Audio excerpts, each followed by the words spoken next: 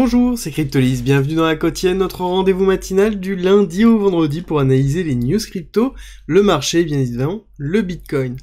J'espère que vous allez bien du coup en ce 30 décembre 2022, dernière quotidienne de l'année 2022, année qui a été ensanglantée, riche de rebondissements, riche de hacks, riche de pertes, mais en même temps riche de construction. On a eu beaucoup de construction au niveau de la blockchain. Je sais qu'on en parle pas assez, mais il faut bien le prendre en compte. On fera une rétrospective sur ce week-end avec notamment une vidéo dimanche sur mes visions de la technologie 2023. Je vous ai fait mon top crypto pour 2023 et là on ira voir les technologies et un petit peu les narratifs sur lesquels on va travailler sur l'année à venir. Alors, avant d'entamer la partie nouvelle et la partie technique de cette quotidienne, n'oubliez pas, si vous voulez soutenir la chaîne, c'est simple et efficace, likez et partagez la vidéo, ça aide au référencement, et abonnez-vous si c'est pas déjà fait. On commence tout de suite les nouvelles avec Twitter qui nous annonce via Watcher Guru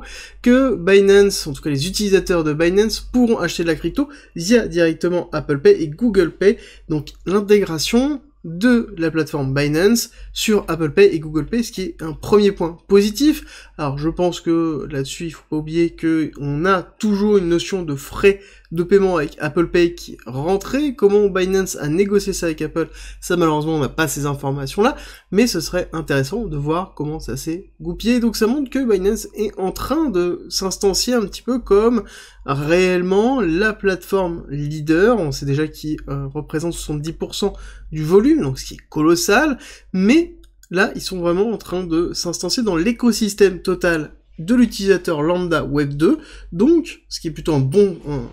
sens pour la mass adoption, mais pas forcément dans la notion d'antitrust, où Binance se dirige doucement vers un monopole de l'exchange centralisé. D'où l'intérêt aussi peut-être d'aller sur des échanges décentralisés. Alors les échanges centralisés, je vous ai parlé de volume, oui, on a un très bel article qui a été fait par Cointelegraph qui reprend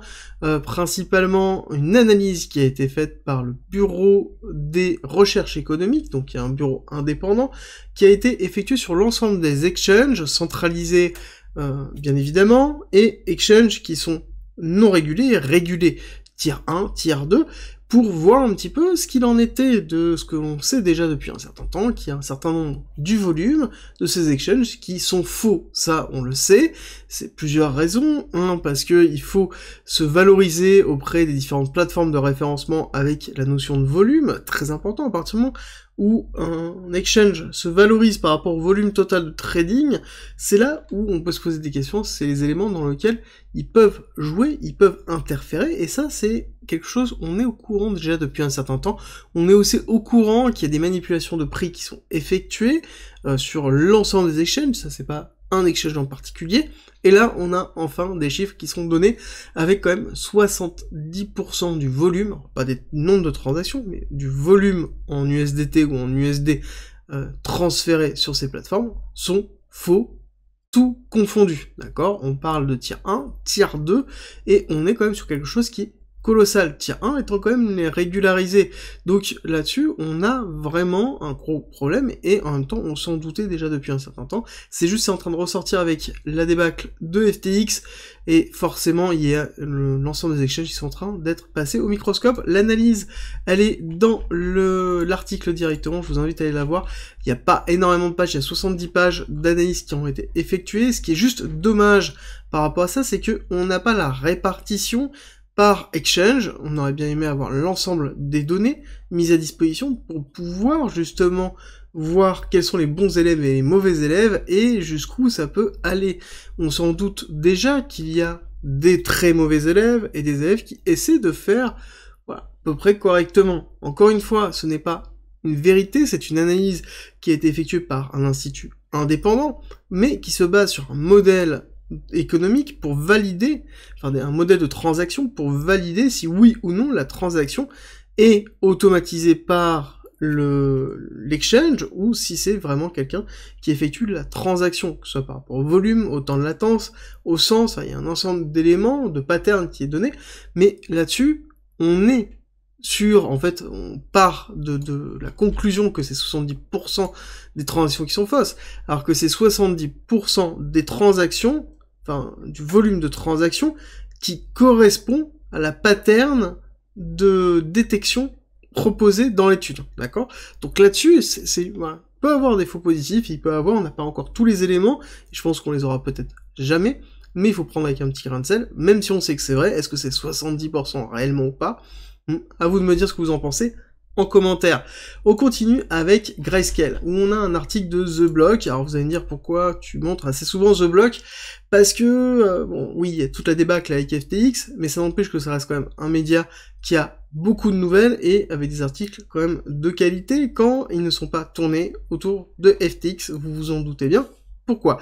Ils reviennent sur Grayscale, et notamment GBTC, donc qui est très important, qui est Grayscale Bitcoin Trust, qui est le fonds d'investissement de Bitcoin, qui est très important, avec tout ce qui se passe en 2022. Ils reviennent sur la totalité de ce qui s'est passé, mais surtout ils proposent une analyse sur 2023, avec notamment les évolutions possibles entre la SEC, l'ETF, et la possible liquidation de GBTC. Pour vous en faire un résumé très court, on vous rappelle que GBTC était au cœur d'une politique de trading qui était excessivement rentable lorsqu'il était en premium, dans lequel on retrouvait des acteurs comme 3AC, Alameda, et ça a donné la naissance à Genesis, donc la société spécialisée dans le lending, dans lequel les personnes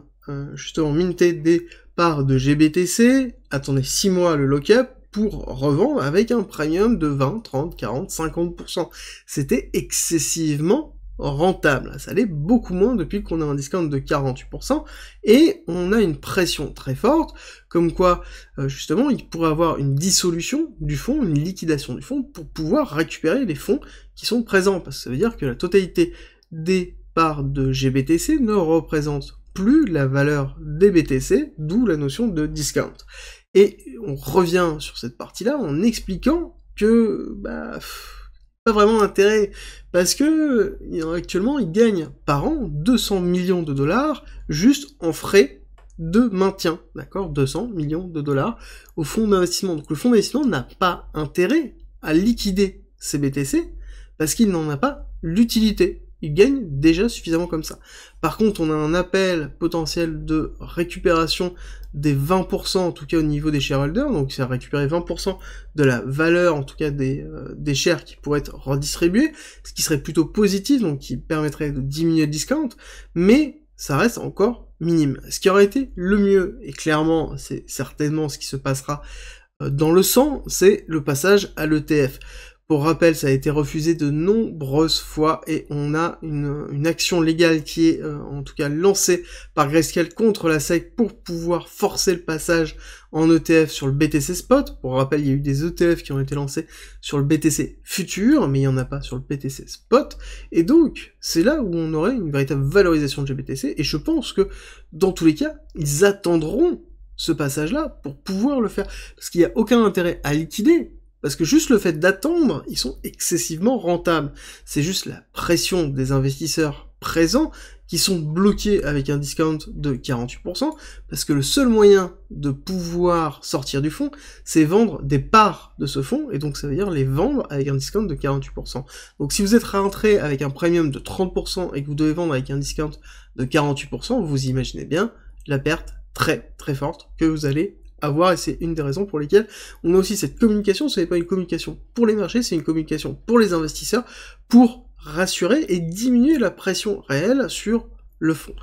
Ensuite, et on va terminer sur cette nouvelle, on va parler de Elon Musk, ça fait longtemps, et notamment son rachat de Twitter, sur lequel, a priori, il aurait reçu un premier margin call sur son prêt pour racheter Twitter. Et c'est très intéressant de voir ça, parce que on a eu justement un Elon Musk qui n'a pas arrêté de vendre ses parts Tesla déjà depuis quelques semaines, et on voit que ça s'accélère depuis les semaines dernières, et ce serait justement une notion de margin call sur lequel on a une continuité de près. Pour rappel aussi par rapport à Twitter, Elon Musk cherche un CEO et a défini, en tout cas a déclaré, que Twitter serait break-even 2023, début 2023, par rapport aux modifications qu'il a effectuées, et au retour effectif de la publicité. Alors, là-dessus, je mets des gros guillemets, parce que la retour de la publicité est aussi liée aux achats de ces autres compagnies. C'est-à-dire que quand on regarde un petit peu, on a eu des nouvelles qui sont passées d'une campagne assez colossale de SpaceX sur Twitter. Bon, voilà, en vrai ça met du beurre dans les épinards pour pouvoir continuer à fonctionner, ce qui est le plus important, mais je pense que le rachat de Twitter se fait quand même dans le sang. Je pense pas que Elon Musk avait anticipé un tel blocus réel, peut-être sous-estimé aussi l'impact réel de Twitter, en tout cas du fonctionnement de Twitter et de ce qu'il a récupéré, parce que je pense que ça devait être quand même quelque chose qui est bien pourri. Donc dessus, je pense qu'il y a du taf, ils vont revenir, mais l'important à retenir par rapport à ça, c'est que malheureusement, le fait d'avoir un margin call sur Twitter entraîne à la baisse ces autres actions, parce que, à un moment donné, pour récupérer le cash flow, soit on fait un prêt, soit on liquide ses assets. Là, en l'occurrence, il liquide une partie de ses assets pour pouvoir faire ce margin call. On va terminer sur les nouvelles, on va attaquer la partie technique. Partie technique qui commence par notre rappel habituel de notre hypothèse héliotiste, où nous sommes dans une vague 1, 2, 3, 4, 5 terminée en avril 2021, retracement A, B, C effectif, donc nous sommes dans le bas de la C, donc le bas de notre schématique héliotiste terminé, dans lequel on a deux possibilités, soit partir sous une forme de ranging, ce qui est ma probabilité la plus certaine avec une préparation dual ligne, soit partir dans une nouvelle schématique de vague héliotiste avec vague 1, vague 2, vague 3, 4, 5, et ainsi de suite, dans lequel on pourrait durer pendant un certain temps. Néanmoins, pour répondre aux questions habituelles, nous sommes en dessous du 618, donc dans une zone de rechargement long terme. Si on est intéressé à s'exposer, il faut faire attention dans l'exposition en DCA, ce n'est pas si simple que ça, il faut avoir une stratégie pour prendre en considération le fait qu'on puisse continuer à descendre au niveau du prix. Oui, nous avons plusieurs targets. La target 786 sur le CME, avec le top de la 1 à 14 000, et l'order block à 10 000, qui correspond au 1,618, nombre d'or, extension de Fibonacci de la A sur le retracement de la B, qui se trouve à 10 000 $, qui représente aussi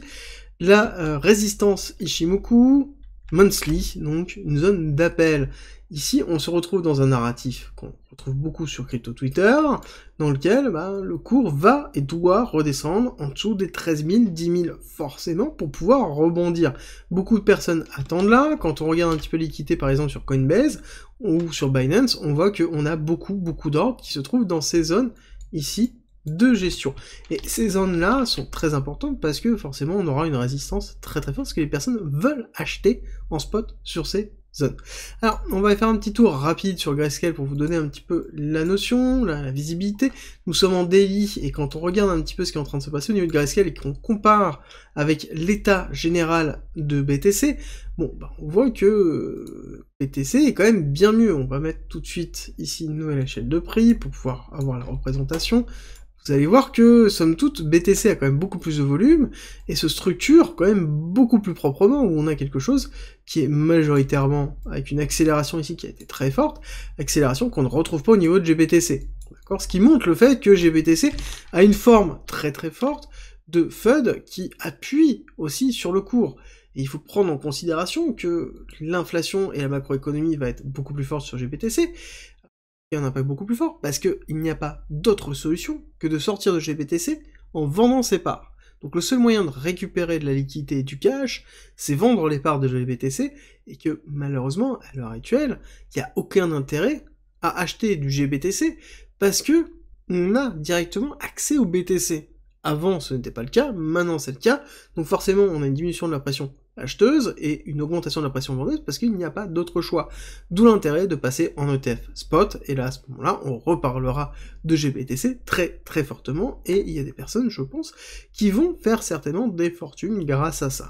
On va ensuite continuer, on va juste passer directement sur une vision daily cette fois-ci, avec une vision qui va être effectuée sur Ichimoku. Alors Ichimoku, ça fait longtemps que je vous ai pas fait, parce que tout simplement nous sommes dans une phase qui est entre l'oscillation, le ranging. Quand on regarde un petit peu les Kumo, donc c'est-à-dire le nuage effectif qui se trouve ici, quand on commence à avoir des une alternance entre vert, rouge aussi rapidement, c'est que nous sommes dans une phase de ranging. Phase de ranging qui s'est plus ou moins terminée par la cassure de FTX, c'est un petit peu ce que je suis en train de me dire,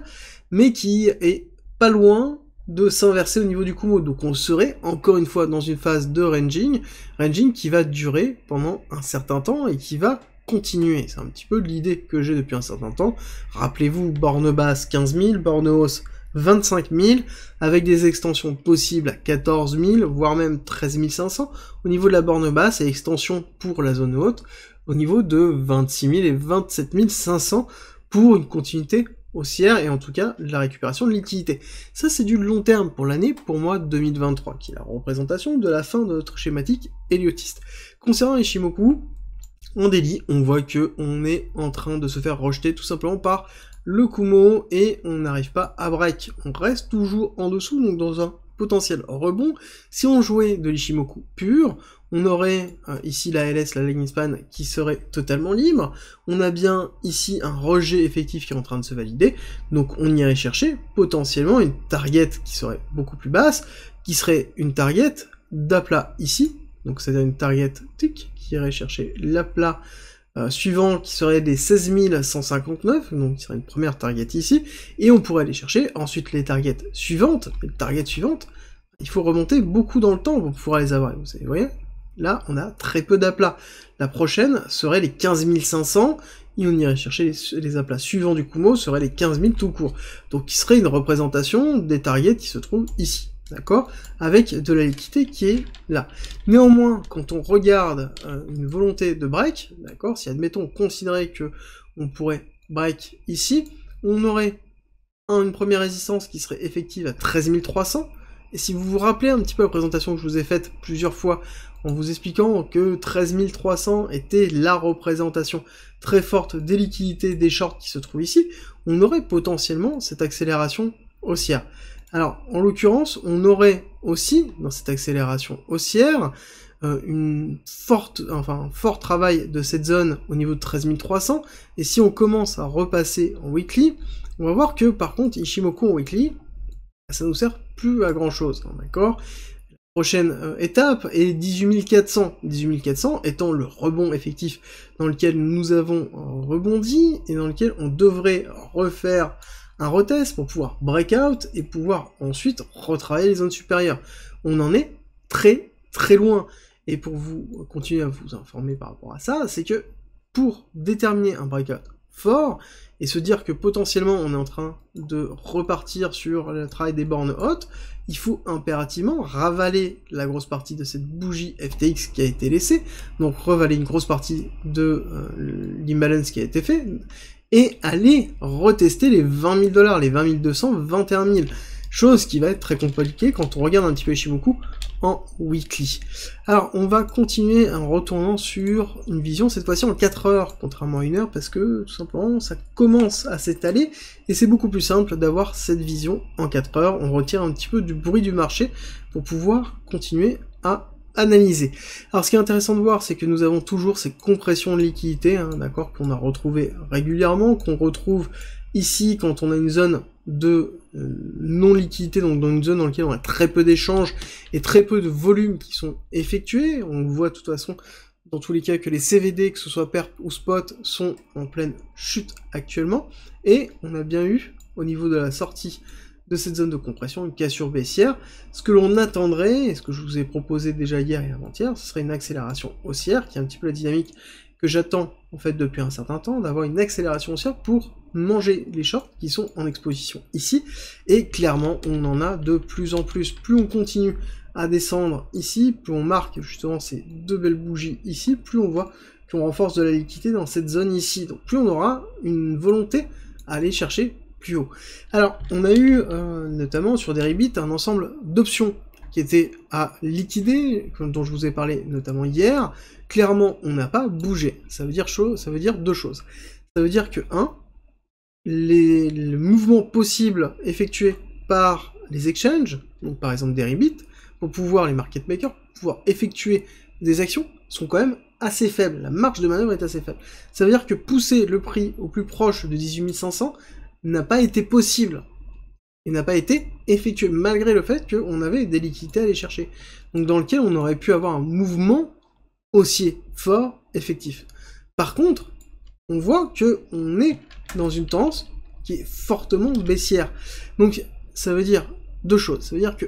soit les market makers sont faibles, ce qui est assez peu probable, soit le marché résiste, ce qui est beaucoup plus probable. Donc ça veut dire qu'on a un market maker qui est beaucoup plus fort que le reste et qui appuie dessus. Si on regarde un petit peu au niveau de l'order flow, au niveau de l'order flow, pourtant on voit bien une augmentation des positions des top traders dans lequel on va chercher des longues, dans lequel on essaie de construire des longues, avec un open interest qui continue à monter. On voit des top traders, des traders classiques, en tout cas sur la totalité des comptes Binance, qui se structurent toujours, on s'approche des 75%. Alors certes, vous allez me dire, au niveau des positions, on est juste sur un retracement effectif, on n'a pas notamment cassé, on est juste retourné sur le niveau plus bas de cette zone-là, donc on est encore dans quelque chose ici, qui n'est pas encore défini, il faudrait vraiment aller recasser au-dessus des 52% pour se dire que là on a une véritable marque, donc c'est ce qu'il va falloir surveiller d'ailleurs, avoir cette cassure des 52%. Si on a cette cassure des 52%, on pourra se dire en effet qu'on repart à la hausse. Alors, au niveau des CVD, on est bien sur une chute effective, donc ça veut dire qu'on n'a pas grand monde, mais ce qui est logique sur une clôture annuelle. D'accord? Donc les liquidités sont, somme toute, très faibles. Il n'est pas improbable de se retrouver potentiellement sur, comme je vous l'ai expliqué déjà, le scénario d'un retest, ici, de cette zone-là, des 16 250, 16 300, pour pouvoir potentiellement ensuite retravailler à la hausse une fois qu'on aura terminé cette année, d'accord? Donc on va clôturer cette année dans cette zone-là, potentiellement, pour ensuite retravailler, soit faire un gros short squeeze, et ensuite faire le mouvement baissier, et aller retravailler l'order block et l'inducement, ou alors on n'arrive pas à mobiliser les liquidités de short, bah qu'est-ce qui se passe? On enfonce tout de suite, on travaille la queue, et on part ensuite, parce que je peux vous dire que si on casse ici et qu'on casse le plus bas là, je peux vous dire que ça va être la fête au short, et on aura énormément de vendeurs exposés ici, mais pas dans cette période, le 30 décembre 2022, il y a peu de chances qu'on ait beaucoup de personnes présentes sur les marchés, donc forcément je pense que ce sera plus un mouvement qui sera effectué à la rentrée 2023 pour pouvoir repartir. Alors, on va juste terminer sur l'order flow, sur un tout petit point, c'est que le marché recommence, au niveau du ratio Open Interest Market Cap, à repousser, et on est en train de monter au-dessus des 2,2, et on est en train de se stabiliser au-dessus des 2,2, ça veut dire qu'on recommence par rapport à l'ensemble du market cap du BTC, et la totalité de l'Open Interest, même si on est sur un Open Interest qui est quand même somme toute assez faible, mais la représentation de cet Open Interest par rapport à la totalité du market cap de BTC est important, et c'est ce qui est important aussi à retenir, c'est-à-dire que on recommence à repartir sur quelque chose qui est leveragé quand on le met en rapport avec la totalité du market cap. On continue cette fois-ci sur l'actualité, la macroéconomie, avec le DXY qui est la représentation du dollar, donc le dollar index, où on voit qu'on a des toutes petites bougies, on est vraiment dans quelque chose qui est en train de se structurer ici, donc soit pour une continuité baissière, soit potentiellement préparer un break pour aller retester, donc ça montre qu'on est bien dans une fin d'année, très peu de volume, ce qui confirme un petit peu ce qui est en train de se passer sur le reste du marché, même si c'est pas forcément le cas au niveau du Nasdaq et du SP500, où hier on a eu une très belle bougie effective qui compense les deux bougies réelles qu'on a eues justement mardi et mercredi, et normalement, quand c'est comme ça, on est censé avoir un vendredi qui est plutôt positif. Alors, ce qui est aussi intéressant, c'est qu'on commence, alors que le marché n'est pas ouvert à être en négatif, ça sous-entend qu'il y a une grande probabilité de repartir à la hausse sur le Nasdaq aujourd'hui, avec potentiellement déjà un break, un ravalement de cette bougie-là, un retravail des 11 100, pour moi, me semble un objectif cohérent. Par contre, si on break baissier et qu'on ravale baissier, ça montrera à quel point le Nasdaq est sous-performant actuellement, surtout sous-performant par rapport au SP500, SP500 où on voit que on est plutôt dans une phase de ranging. Quand je regarde le SP500 comme ça, je me dis qu'on n'est pas si mal, et d'ailleurs on va regarder rapidement weekly ce que ça donne, et on va voir que voilà, on a bien un écrasement depuis 2 semaines de bougies dans lequel on a une disparition totale de la liquidité, ce qui est logique par rapport à la temporalité. Par contre, ce qui est très impressionnant, c'est vraiment la mise en corrélation entre le volume de cette bougie qui représente la semaine du 12 décembre, avec les annonces effectives, le ravalement et ensuite l'écrasement du cours, qui serait potentiellement ici un synonyme de reversal potentiel à la hausse. Bon, là on est sur une clôture annuelle, donc il va falloir laisser passer cette clôture annuelle, et ensuite statuer l'état réel du marché pour 2023, chose qu'on effectuera dans les quotidiennes de 2023.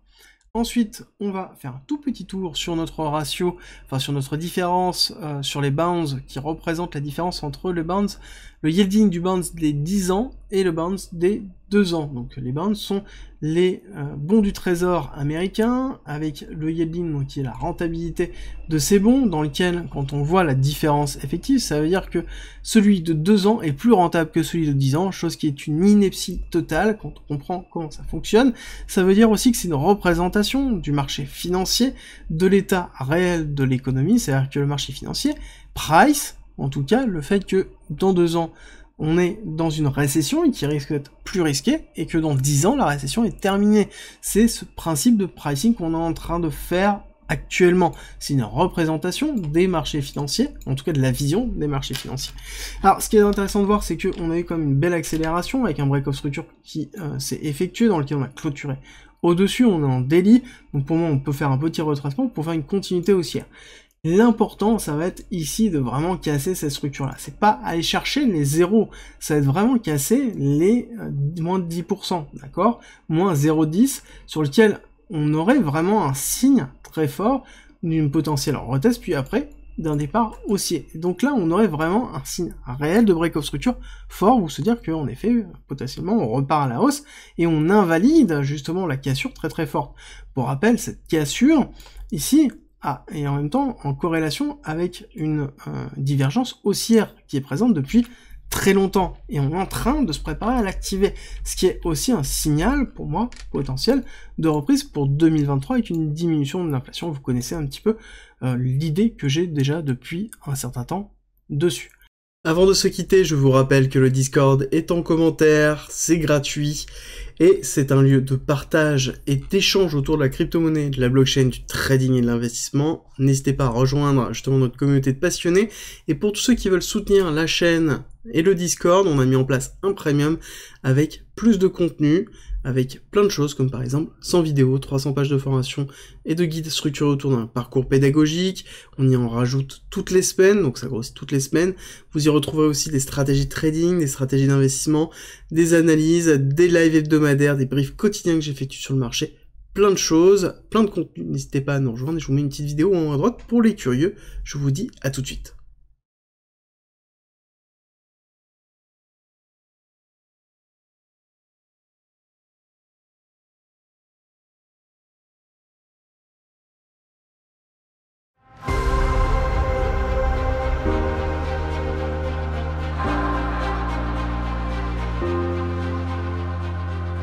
Si tu aimes mon contenu, n'hésite pas, partage, like, ça m'aide énormément, et rejoins-nous sur Discord.